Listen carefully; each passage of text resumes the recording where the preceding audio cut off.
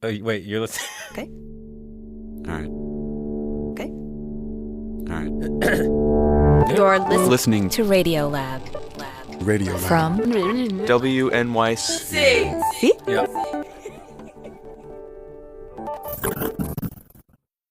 Hey, Hey, how you doing? all right. It's freezing in here, so I have on a winter hat and a blanket.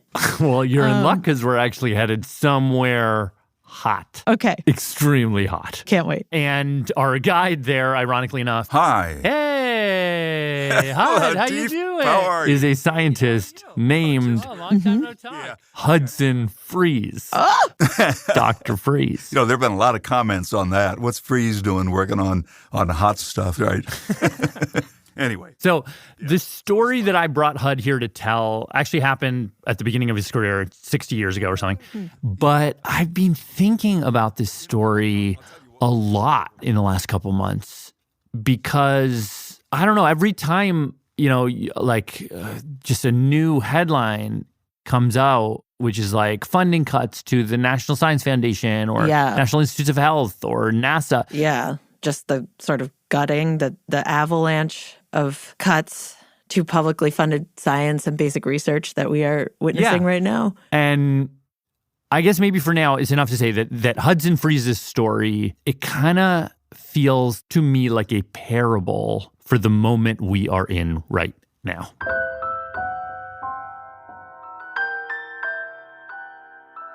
Okay, so let's just start way at the beginning. How did you get involved in any of this? Well, let's see. I was born in a small railroad town in Indiana. And as a junior in high school, I spent some time at Indiana University. It's thrilling, for somebody who hasn't seen more than a two-story building before. This was a big deal. And I met faculty people there. And Hud says he actually did a science project while he was there life on Mars. about what it would take for a microbe to survive on Mars.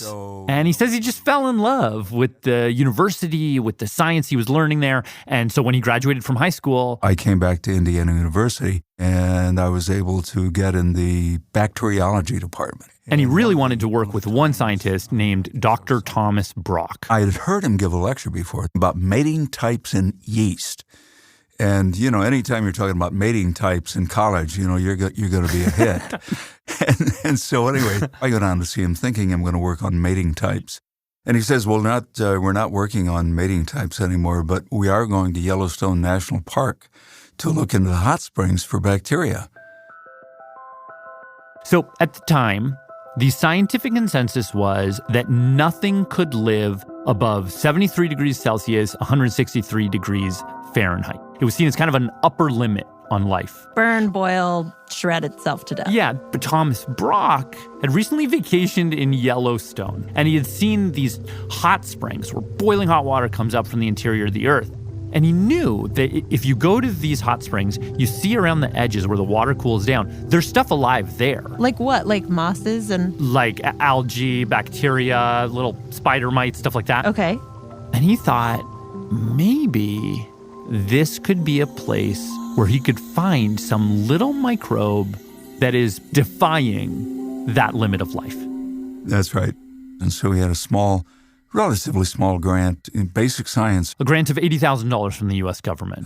To go out and see what he could find. And he's like, hey, Hud, would you like to go to Yellowstone? Ooh. And I thought, that's perfect. I'd done before was Mars, and it's cold there. Now I'm going to go to the complete opposite. I'm going to go where it's boiling hot. And also for a, small town kid from Indiana, this seemed like a great adventure. Because I had never been west of Chicago. So he hops on a train. I got on in Garrett, Indiana, and then went through Chicago. That's where I picked up the train that went nonstop. Through the farmlands of Wisconsin, into the plains of the Dakotas. 20-some hours altogether. And he was like this doe-eyed kid just looking out the window. A lot of the Midwest is pretty flat. But then as he crossed into Montana... And I looked out there. I said, boy, those are funny-looking clouds. Oh, my God, those are not clouds, man. They're mountains. They're real mountains. It's just like mountains that I used to see in the cowboy shoes. I was really thrilled to be able to see this kind of stuff. oh, I'm really getting out there. So, I mean, it was just a great trip. So I get off in Billings, Montana, and take a bus to West Yellowstone. That's where the lab was set up, in this little cabin, a kitchen and sort of a living room, but it was sparse. You wouldn't advertise it as a lab in these days. It looked more like, where Ted Kaczynski might hang out. This is like a shack. It was a shack, yeah. Anyway, Brock and his crew. We'd get going at about 7 o'clock, something like that. They drive into the park and then hike several miles up to these very remote hot springs. Have you ever seen those pictures of or have you ever visited? No, I haven't. I've never gone. I would love to. Should I send you a picture here? You want to see it? Yeah, please. I would love to. Okay. Oh, I haven't seen that. Wow. So we've got, it looks almost like this unicorn eye of dazzling blue, rimmed with yellow, rimmed with oranges and reds. Yeah.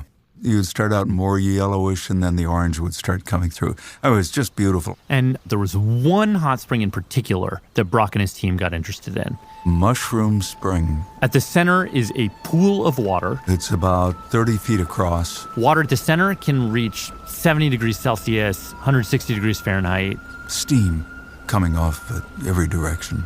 Surrounded by light gray rock and dead trees. And so they'd walk right up to the edge of this pool, trying to get as close as they could. And we would take these glass slides that had nothing on them, put them in the spring. So if there were any organisms that were bubbling up out of the interior of the earth, they might be able to attach. Trawling, basically. Trawling for life. And the water is so hot that if they happen to fall into the spring... Oh, adios. Yeah. Luckily, no scientists were harmed in the doing of this research. But they got their samples. They took them back with them to their little shack lab. And what they do is they would add these radioactive chemicals that would react with stuff in the sample, whatever proteins or sugars or whatever. Yeah. And that would be a sign of something living in there. And we actually proved that the material was actually alive. But what they still didn't know was if the living things in there had come from the center of the springs or, if it had fallen from the outside or what exactly it was. So they took these samples back to Indiana University, and it was HUD's job to see if the samples they got could really grow and thrive in super hot temperatures. Yeah. So I had a whole series of different tubes at different temperatures. So now HUD's got all these samples, and they're sitting in these hot water baths on all these burners so that each one is set to a different temperature. So it's starting a little cool, getting hotter, eventually going past that supposed limit that is too hot for anything to be alive.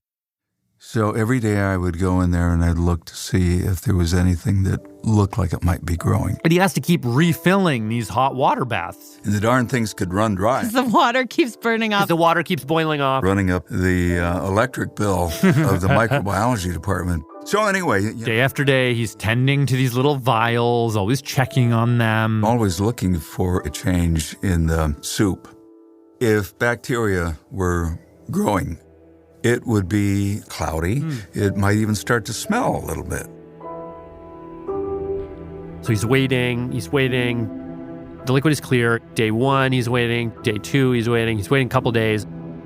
I couldn't find anything. And then on the 4th, maybe 5th day, September 19th, 1966, he picks up one of the vials. I just tapped it with my finger. And there was all this swirly stuff that came up. I mean, it looked like diamonds kind of running around. It was like all around inside the tube. And I thought, oh my God, maybe this is it. So he takes a look under a microscope, and what he sees are these little worms, kind of like cut up spaghetti. Just floating around in there. And they're moving? And they're moving. Yeah, they're alive. At almost boiling water. according to the current thinking, like nothing should be able to live in here. But they were growing, they were reproducing, they were making more of them. They were like proliferating. They're thriving. And I said, oh my God, I am the first person in the world ever to see this. The next day, I'm telling everybody in the lab about it. I'm telling Tom Brock, and one of the guys in the lab says, "Well, I think we ought to call it Hudsonii friesiensis." Hey, you could have had a species named after you. Yeah. But then Brock was like, "Oh no, we're not going to do that. Can't name them after people anymore. We are going to call it Thermus Aquaticus." Thermus Aquaticus. Thermus Aquaticus. TAC. TAC is short for Thermus Aquaticus. Hot water. It literally just means hot water. I'm going around the lab saying, "It is the dawning of the age of Aquaticus, age of Aquaticus." I like it. It's simple. It's clear. Aquaticus. How do they do it? How do they live in this temperature that kills so much else? Well, so usually in hot water, the water molecules are just jostling around so much. I mean, that's why we can't go out and, sit at 180 degrees, because our proteins fall apart. Our enzymes fall apart. But TAC has evolved proteins and enzymes that are more tightly structured. That's right. They can survive without falling apart. Which, beyond being a cool trick, opens up a door that life can do a whole new thing. Like there's a whole new superpower that we didn't even know about. Which does open up, like, could there be life on Mars? Could there be life in lava? Could there be life in these places we thought were inhospitable? That's right. Yeah. This was the thing that led us to say, well, what if you go down 5,000 feet under the sea, where we know there are volcanoes down there? Boy, I'll bet nothing lives down there. Well, yes, it does. Wow. It just makes me think like, man, life is tough. Yeah. Evolution has diversified its portfolio. And you know what? If humans do stink it up and climate change it all the way to boiling, like, it's going to be fine. We won't be around. Life will be fine. We may not be fine, but life will be fine. Right. Yeah. Life will still continue to exist as long as you have liquid water. That, if I had to pick anything, is really the sort of lesson of this. Life will exist anywhere where there's nutrients. It will go any place where it can find energy, to use energy, to grow. I'm gonna quote Jeff Goldblum here. Life finds a way. Life finds a way.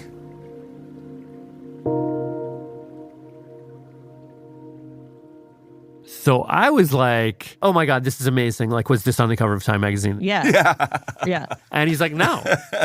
It has no use. It has absolutely no use. It's curiosity.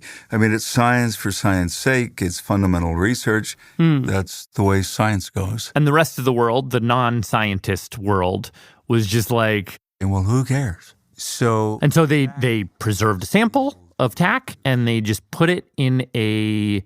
kind of like a library of microbes. Yeah, it's a germ library. Beyond that, we didn't think about it. They moved on to other things.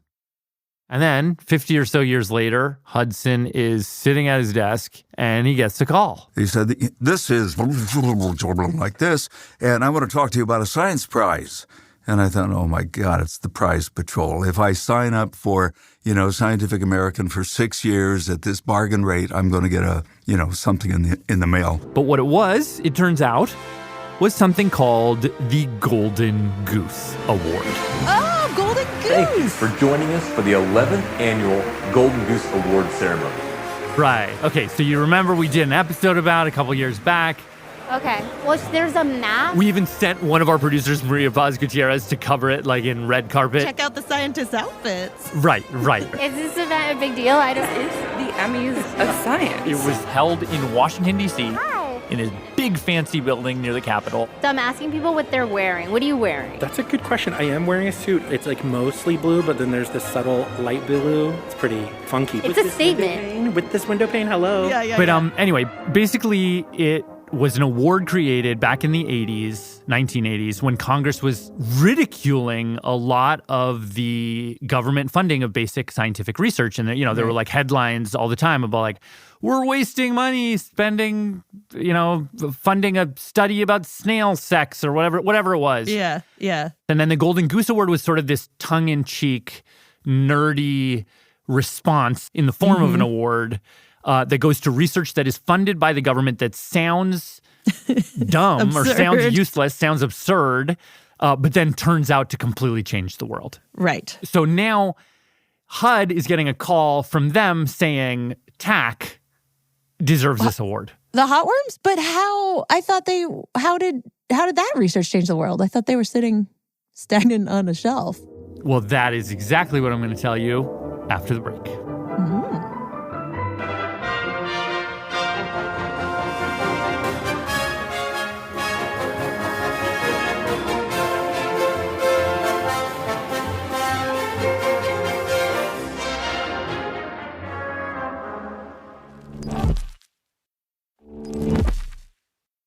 Okay. Lulu, Latif. Radiolab, hot worms. And the place where the hot worms went next, which nobody could have ever predicted, only really happened because of a drug-induced biological fever dream. What? And that's the story I'm going to tell you now. Okay. So maybe no surprise, we're going to leave Indiana and jump instead to Berkeley, California. All right. We're still in the late 1960s, only now I want to tell you about a guy called Kary Mullis.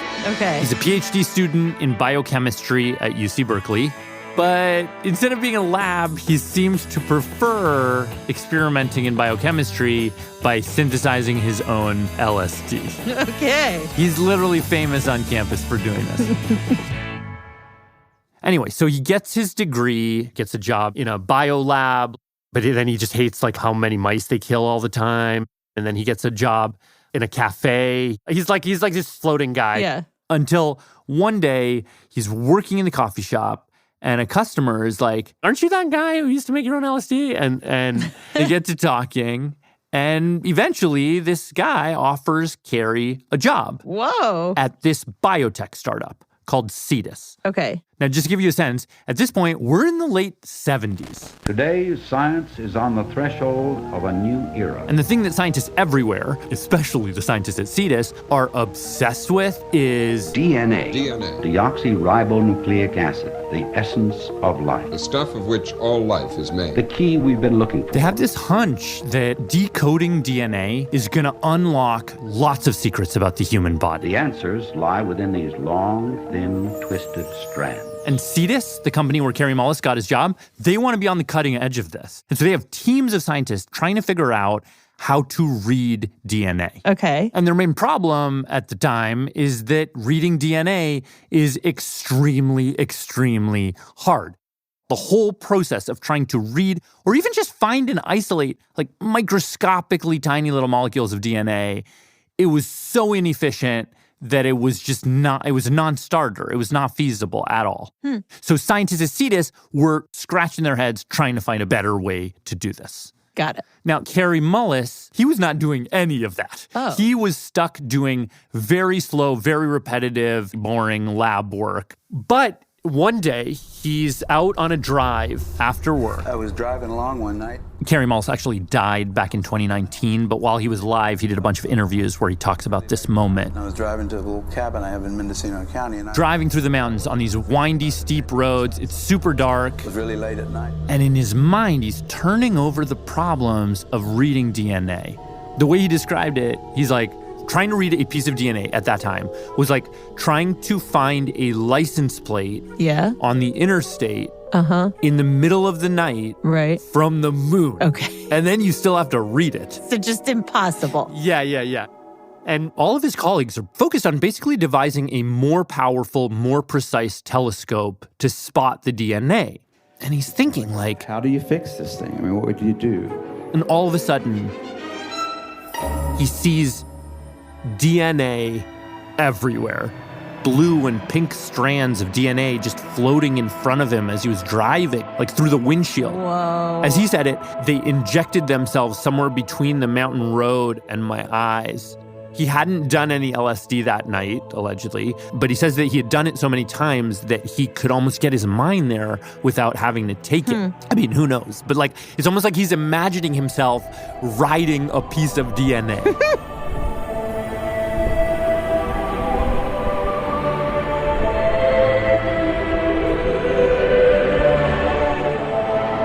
And then he has this thought that just snaps him right out of it. Everyone's working on a better and better telescope from the moon, right? Right. What if instead you futz with the license plate? Like, what if you can make copies of the license plate? And copy the copies, and then copy the copies. So you go from having one copy of it to 2 to 4 to 8 to 16 to 32 to 64 to 128 on up to 1 million if you've done it 20 times and 1 billion if you've done it 30 times. 1 billion of them. It's as if the whole planet Earth now is covered in the license plate that you wanted to see. And all of a sudden, it's going to be way easier to find it. Yeah, and therefore to read it. Okay, interesting. I don't quite get how having 1 billion copies would make you see it better, but I think that's fine. I think that's fine. Like the only thing you need to know is he has this vision for a machine that's like kind of a DNA Xerox machine. Okay. And he's like, this is it. Like, he talks about he had like deoxyribonuclear bombs going off in his head as he's driving. Like, eureka kind of a moment. Yeah, okay. He literally stops the car and writes it. He like looks in the glove compartment and he like finds an old receipt and he's like writing things down on the back of it kind of thing. Oh my gosh. Okay. So he takes his idea into work and everyone thinks it's really stupid. Oh no. Why? I think it's because it's such a simple idea. They're like, of course it's not going to work. But also, Carrie, he sucks. Oh. Basically, he sucks. He takes things very personally. He gets into fights with colleagues at work all the time. Literally a fist fight at one point. Allegedly, at one day, he brings a gun to work to threaten somebody. Okay, so the Xerox machine idea is coming in from Carrie, so... Yeah, Carrie, right. But the thing is, Carrie's sort of already working out in his head how this DNA Xerox machine theoretically would work. So you have a piece of DNA. Imagine like a long zipper. Because remember, DNA it's made up of matching base pairs. C's go with G's, A go with T's, right? And they're all zipped together. Right. Now, in order to copy it, first you have to unzip it. Unzip it. So now you have 2 halves of it, right? Yeah. Then basically you find new base pairs to match up with each side of the zipper. Yes. Oh, yeah, right. For every G, you find a C. For every A, you find a T. Right. You can kind of perfectly recreate the other half. Right. And then it's like you can zip it up with a new zipper, right? Right. Okay, then do it again. Unzip, and then copy both. Okay. And then you keep doing that over and over. Zip, unzip, zip, unzip. You do that 30 times, you have 1 billion zippers. Whereas you just started with 1. Clever. By this point, he managed to convince his boss, who has assigned people by force to work with him. And they keep trying it and trying it. They're working on it for months. And they keep failing. One of the problems is to unzip it, for whatever chemical reason, the temperature needs to be really high. Okay. And then to re-zip it, the temperature needs to be lowered by a lot. And he notices this one part of the DNA zipper, like the slider, the thing that zips the DNA teeth together, is this enzyme called a polymerase. And he notices that anytime he raises the temperature too high, the polymerase falls apart. Without getting too in the weeds here, the polymerase is a protein, and typically if proteins get too hot, they just sort of disintegrate. And so Carrie and his team were like, oh, if only there was a polymerase somewhere that could live at this high temperature. So then someone from their team went to this library, this microbe library. Okay. And what did they find? The hot worms. The hot worms. Thermus aquaticus. Oh, so he's like through the card catalog, like 90 degrees Celsius. Yeah. And as Hudson Freeze explained to us, Thermus aquaticus has its own polymerase. As you might call it, TAC polymerase. And again, because every part of TAC is evolved to take the heat, this polymerase, when you heat it up, it can survive without falling apart. So Carrie and his team are basically like, oh, this is exactly the thing we were looking for. Yeah. And they plug it into their machine, and it basically works like a dream, as if it was made to do that. Oh my God. Like all of a sudden, they can add the Taq polymerase, run this reaction to replicate the DNA over and over. And before you know it, they have 1 billion copies of the gene snippet they're looking for. I think we had just finished cloning a gene at CETUS that took 40 people 6 months. I can do that in one afternoon by myself now. Whoa. And so the process that they invent, it's called polymerase chain reaction, or PCR. PCR. Polymerase chain reaction. And it completely changed everything. This process has been hailed as one of the monumental scientific techniques of the 20th century. Why? Because PCR made it so much easier and faster to read DNA. Suddenly, scientists everywhere start using it. We're here to celebrate the completion of the first survey of the entire human genome. They finally decode the human genome and all the knowledge that comes with it.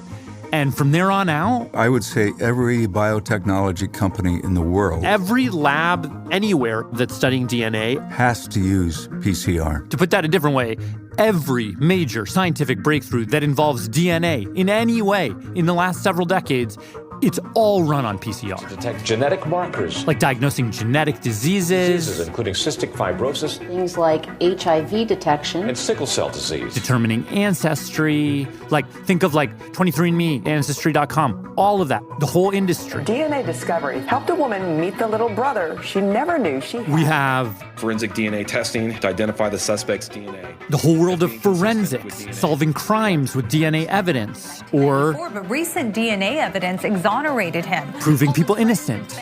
Even identifying bodies for things like reuniting loved ones after wars or natural disasters. Or Osama bin Laden is dead. His body identified using DNA evidence. Also another thing, this whole renaissance in learning about human origins. Homo sapiens picked up some of the DNA from the Neanderthals. None of this stuff would have been possible without PCR. It's just wild. Like, as you're running through this litany, it is wild that it all runs on something that we found in these random little worms, these random little bacteria that happen to live in really hot water. This is wild. Crazy, right? Yeah. Okay, and here's my favorite example. Yeah. There's something called a PCR. At the moment, we're using something called a PCR test. The PCR test is the very same PCR that we used during the pandemic to test for COVID. That's really the most accurate way to tell if the most reliable test. PCR was the sort of gold standard of a test. That's right. Multiplying COVID RNA so it was detectable. Okay, it's almost eerie that like these hot worms led us to COVID tests. Yeah, and it's hard to know how many more people would have died without them. Totally. Now, obviously, the development of PCR was not just Carrie. It was this huge team effort. But in 1993... Dr. Carrie Mullis, I now ask you to receive the Nobel Prize from the hands of His Majesty the King. Carrie Mullis wins the Nobel Prize. And the critical component is the Taq polymerase. And, I did ask Hudson Freeze, like, are you, bitter that you didn't win the Nobel Prize? But that isn't why you do the science, right? Right. I realized it was a critical component, and that was sort of payoff in itself. Yeah. To know that my contribution really counted. Yeah. Like, I had a hand in this, amazing world-changing technology. I don't know. It's kind of like if your kid is like Michael Jordan. This, by the way, is Radiolab producer Maria Paz Gutierrez. And he's, playing in every game. Oh, God, yes. Yes. My little bug has made it. Yeah. You're the scout. You're the talent scout who saw Michael Jordan. Yeah. Today, actually, Hudson Freeze works in an institute where they work on, rare genetic diseases, including and especially in children. They use PCR all the time at his institute to help, to literally save lives, make people's lives more livable. It's really, really beautiful work. Yeah. It took a long time before I was able to use Taq and, really make a difference for individuals and keep people alive that likely would have died. It's funny how 1966 was a real turning point. Yeah.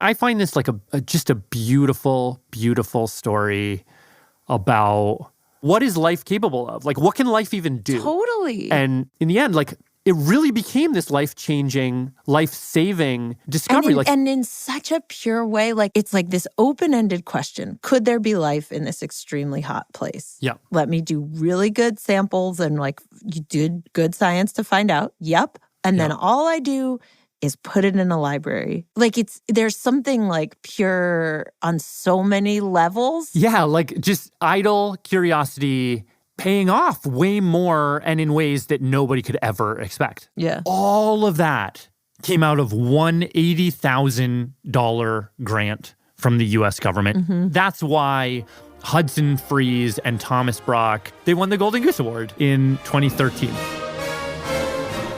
Honestly, like, you could hand out a Golden Goose Award every day. You know, pretty much anything that is some kind of technology making life better in some way. It all started in basic science. So as we've been working on this story, lots of, you mentioned at the beginning, it is this sort of parable of our time. Well, I mean, when you put it next to what is going on in the news right now, which are all of these cuts, it feels like a tale of a thing that we are in danger of losing. Yeah. So to kind of bring this story, to connect it to the avalanche of cuts coming to publicly funded science, we turn to somebody whose voice you probably recognize.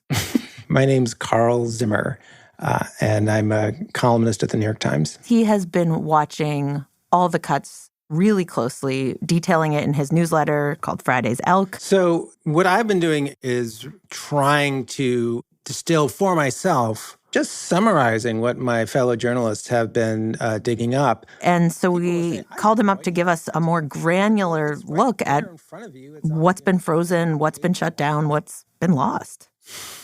I don't think we know yet, honestly. There are lots of efforts to push back that are happening now. There are a number of lawsuits. There may be more lawsuits, but we don't know how judges will rule. We don't know at this point if the Trump administration is going to really adhere to what the judges say.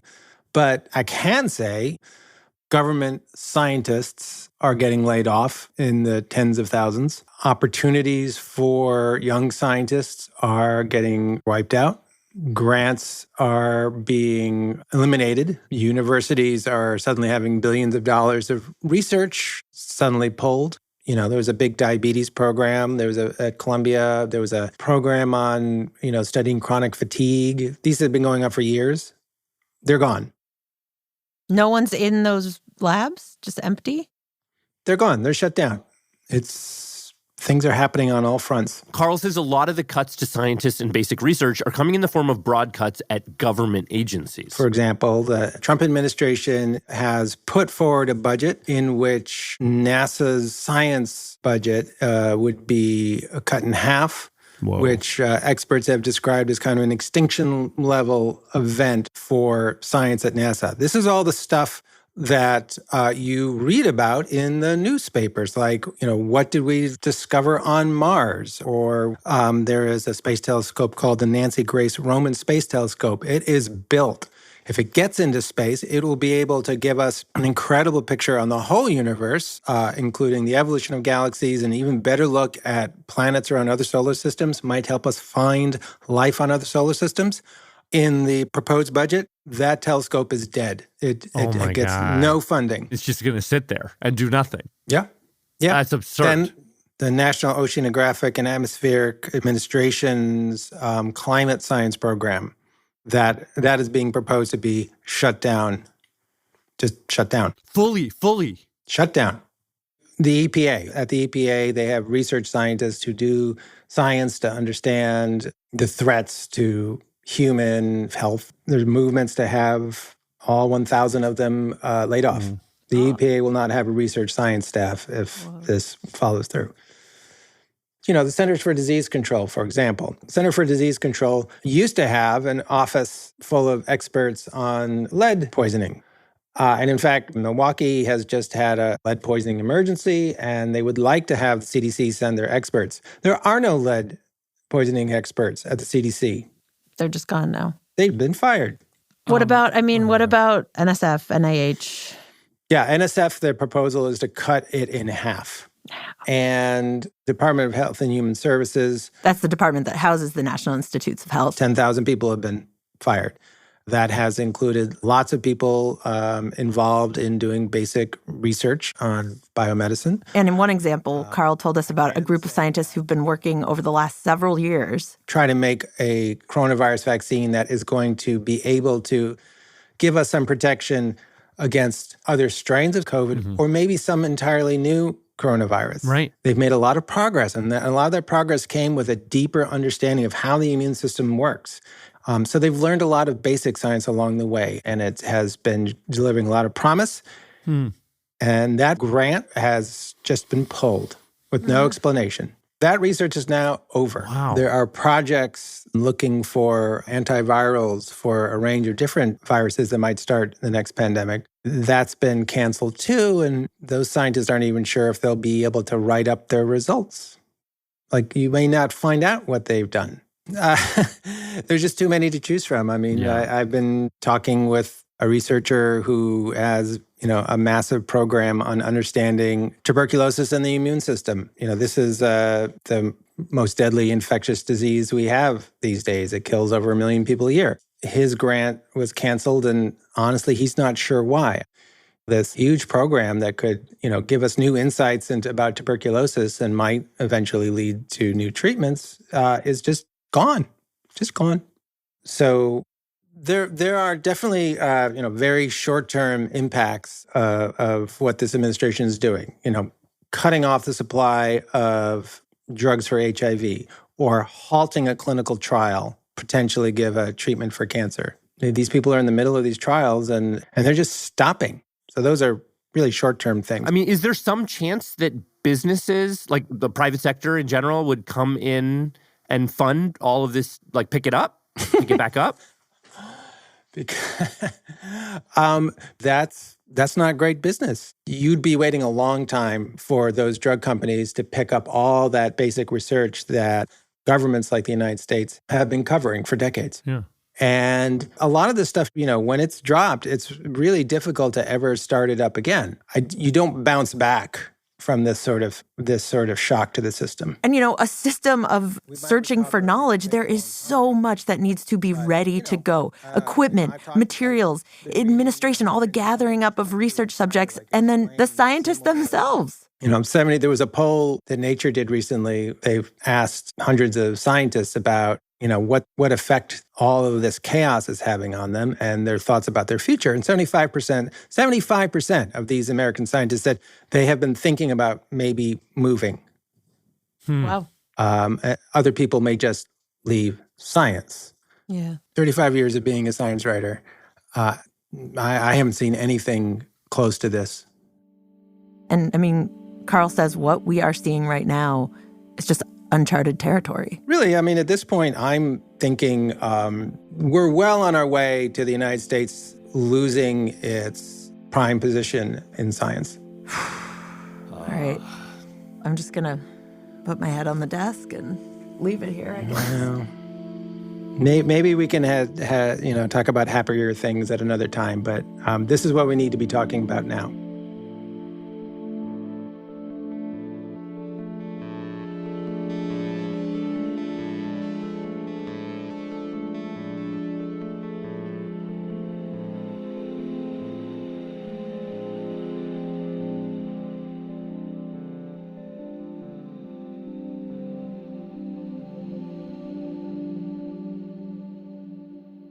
Okay, Lulu, so I know we're in shambles here. Yeah. But I kind of saved, there's one extra detail from the Hudson Freeze tax story, knowing that we would need a pick-me-up at the end here. Okay. Because it's like one of my favorite little details about this story. Please. Well, okay. Yes, please. In the late 1980s, a Berkeley paleobiologist started using PCR to find DNA in ancient weevils. Okay. And the ancient weevils were found in amber. Okay. And it counts very little bit, but the story goes that the novelist Michael Crichton heard about that. Yes. Oh my God. And he was like, that's a great premise. Jurassic Park. So he wrote Jurassic Park, which is amazing because when we interviewed Hudson Freeze, his takeaway from his research was like, life finds a way. And you're like, yeah, that's from a movie that was inspired by the thing you discovered. That is incredible. Yeah. Full circle. Yeah. Okay. Okay, so that's our episode for today. Big thank you, of course, to Hudson Freeze and our little friend Thermus Aquaticus. We didn't say this earlier, but his professor and co-author, Thomas Brock, died in 2021. And the song that Hudson Freeze sang at Thomas Brock's funeral. It is the dawning of the age of Aquaticus, age of Aquaticus. Aquaticus. That's right. That's right. You know, something like that. Nice. You know, give me a little time to warm up. That's good. Yeah, right. Anyhow. Thank you as well to Joanne Padron-Carney, also to her team, Aaron Heath, Valeria Sabate, Gwendolyn Bogard, Meredith Asbury, and Megan Cantwell at AAAS for being a tremendous help to this episode and for administering the Golden Goose Award. Thank you as well to Gregor Kavlik and Derek Muller and the rest of the Veritasium team, who I actually collaborated with to do a YouTube video about this topic. They even go into how post-Nobel, Kary Mullis went totally off the deep end and lost all his scientific credibility. Check out that on YouTube.